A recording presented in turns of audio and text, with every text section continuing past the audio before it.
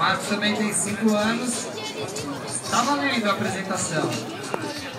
Dando aí os impulsos, pegando velocidade.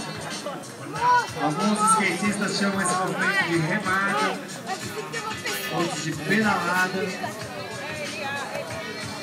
Vamos chamar de impulsão mesmo, aqui na bicicleta, nem cadu.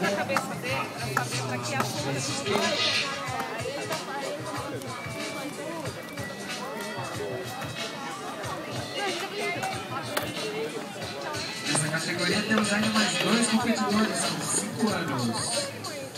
Olha lá, direitinho, hein? Fazendo a técnica de escorregar sobre as joelheiras direitinho. Eles treinam isso para que no momento que aconteça um imprevisto, ele já tenha o reflexo de cair direitinho sobre os equipamentos de proteção. Olha lá, é o primeiro que está usando banks, hein?